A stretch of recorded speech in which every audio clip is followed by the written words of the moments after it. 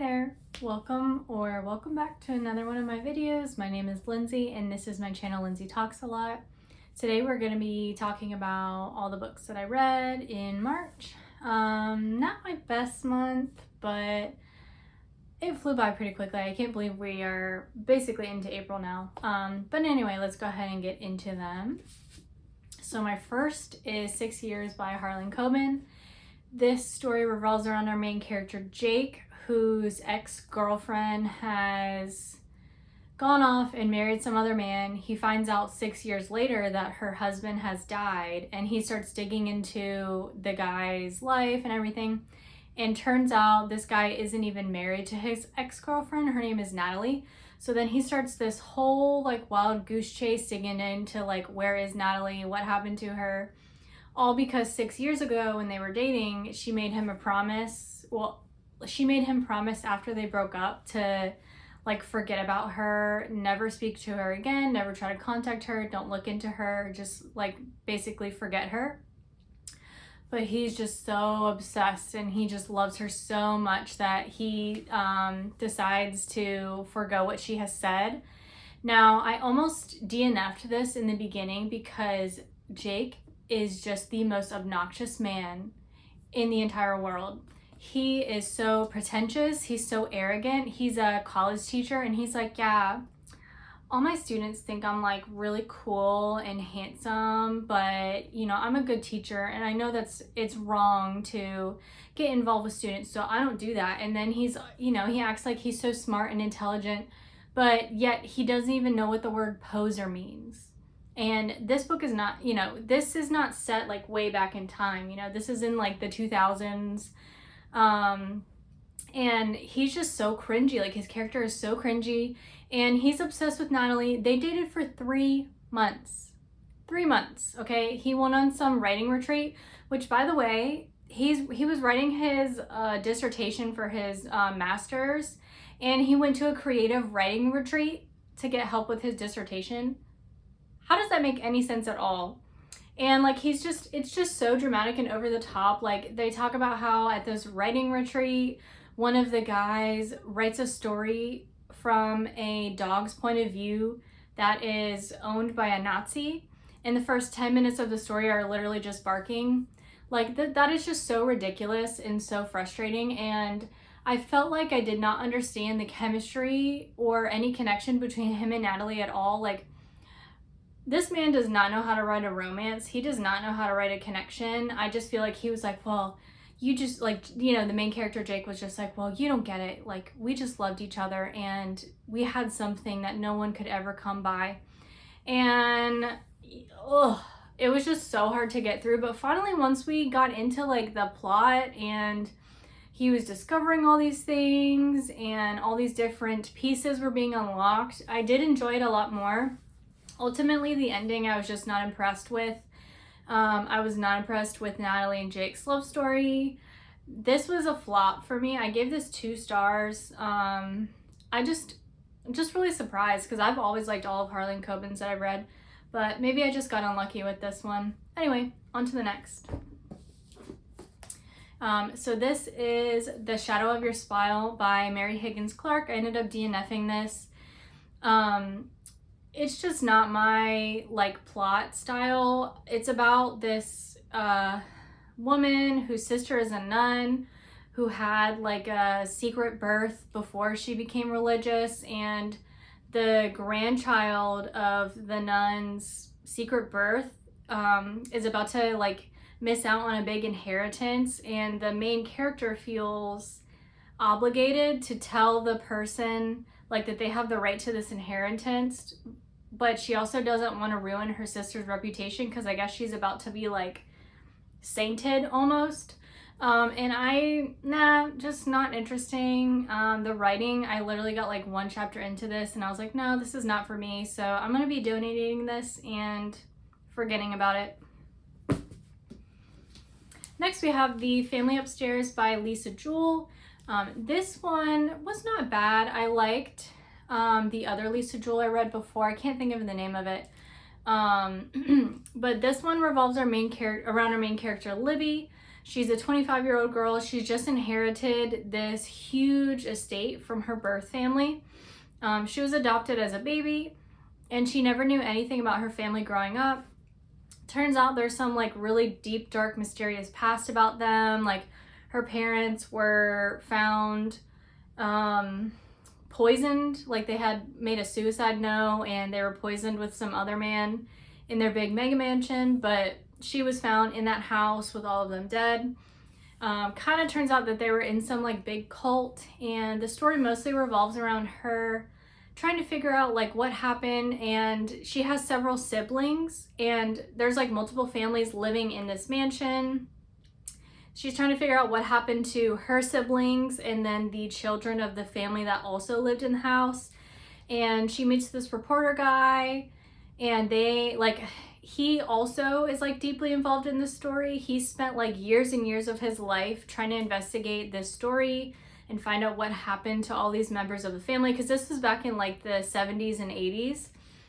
And so we have that going on. We have flashbacks of one of the children of this family, Henry. And then we have the viewpoint of another character who we don't know who she is or how she ties into the main story. I will say, like, towards the end, I enjoyed it a lot more, but I just felt like it was a kind of a slog to get through. And the flashbacks of like the times describing the 70s and the 80s were very strange. I felt like with her wording, it was like it almost in the early 1900s or the late 1800s. Like it just didn't seem like it was something that had happened 20 years in the past. It was almost like it was something that was like 80 years in the past, with just the wording that she used and the descriptions. And then also Libby kind of forms a relationship with this reporter, which I also found very strange, because she describes herself as like wanting like an athletic man who is a, you know, wealthy and successful in his business and has all these positive characteristics. And this reporter is kind of described like a fat slob. Like he's got a beard, and when he like shovels sandwiches down his throat and all this stuff gets tied up in his beard. And he has a tribal tattoo, and she doesn't have a thing for tattoos, but somehow she's insanely attracted to this man. I don't know. It was just weird. But I ended up liking the characters, like as the story kind of connected and all the pieces fit together. Apparently she ended up writing a sequel, like requested by the fans for this. So I am intrigued enough to read the sequel, but like this book, it was all right. I don't know if I would recommend this by her. I would probably check out some of her other works. Oh, and Then She Was Gone was the one that I read by her that I liked quite a bit more than this. But all in all, definitely a step up from the other two that I just mentioned. Next, we have something that went a lot better than the rest of the books I talked about, The Bluest Eye by Toni Morrison. This story centers around our main character, Piccola. She's a young black girl living in a rural part of Ohio in the 1940s. She's like elementary school aged, and just kind of, it goes over a year of her life. We see how much she does not like herself. She thinks that she's ugly, like not worthy of love. She sees how like the young white girls in her class, in her school, get treated compared to people that look like her. And she wishes that she could have blue eyes, so she can be loved and be treated with kindness and respect and appreciated like those other girls are. And Piccola's story is really, really sad. She goes through a lot in this year of her life. Some of the things that happen in here made me cry. It wrecked me. It's a very, very powerful book. The way that Toni Morrison writes it's just amazing. She paints this picture. You really feel deeply the emotions of these characters, and you understand their inner workings. Like, she goes back in the past and she talks about some of the adults in the story, and you can see how their childhoods and their decisions as youths influence the people that they are as adults. It's not an easy story to read. It's not a very long book, but it's very, very powerful for what it is. and I'm really looking forward to checking out some of her other stuff. I would just look into this a little bit if you are sensitive, because like I said, there are some really dark topics in here. But this book absolutely moved me. I mean, still thinking about it now, it just hits me so hard. And I would definitely recommend checking it out if you want something a little bit different to add to your shelves. And last but not least, with the physical copies of books I have, we have Beautiful World, Where Are You by Sally Rooney. This was another slam dunk for me. This was a 5-star. The Bluest Eye was also a 5-star. This story centers around our 4 main characters, Alice, Felix, Eileen, and Simon. Alice and Eileen are best friends. They met in college. Eileen and Simon kind of grew up together. And then Felix is just someone that Alice meets. This story is about Eileen and Simon kind of getting romantically involved and working through their friendship and their inner turmoils, as well as Alice and Felix meeting each other and trying to see if things work out between them. It's also about just being in your 20s and kind of questioning the purpose of life and if anything you do means anything. It has some really profound moments. I loved the love in here. I also enjoyed like some of the day-to-day like dramas that each of these characters went through.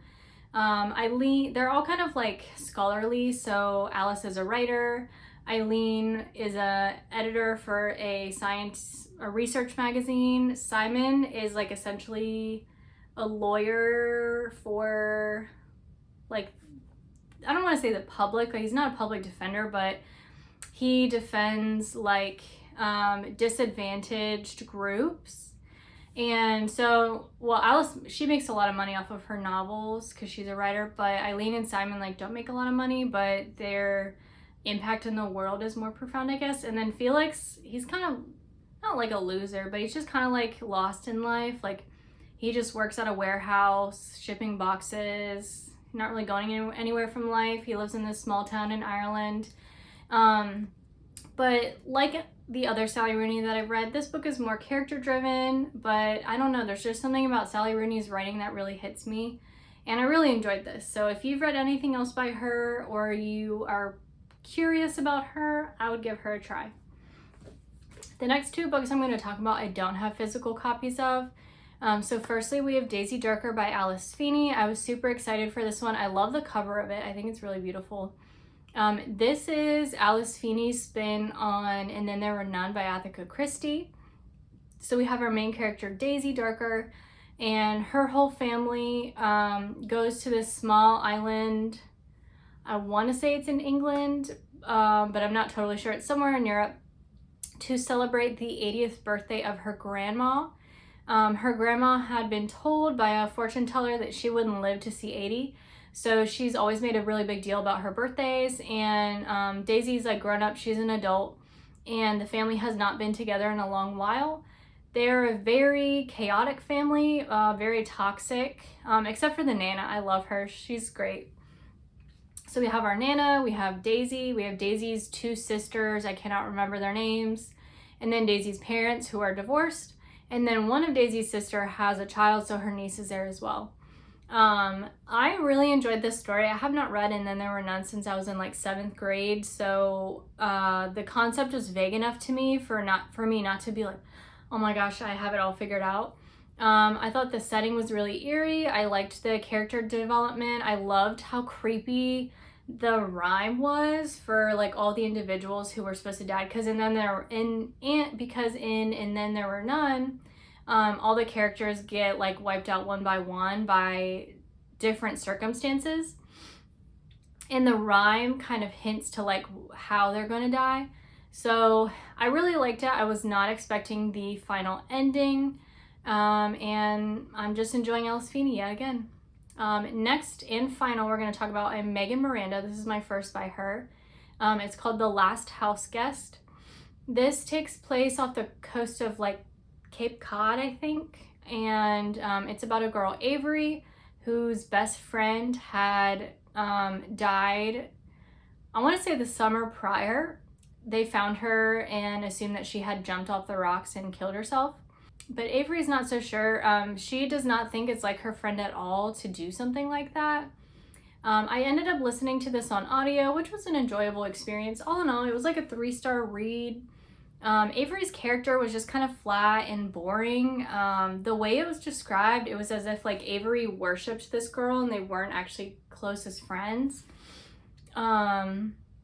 Some of the side characters, they were all right. The final reveal was just kind of like Big Bad Wolfie, and I just wasn't really impressed with it. And I felt like one of the plot twists in here, it's like a secret that the friend is keeping, and I just don't understand why she wouldn't tell Avery this secret before she passed. Like, it just seems very unrealistic to me, the drastic efforts that this girl went through to keep this a secret. It's like, why wouldn't you tell your best friend?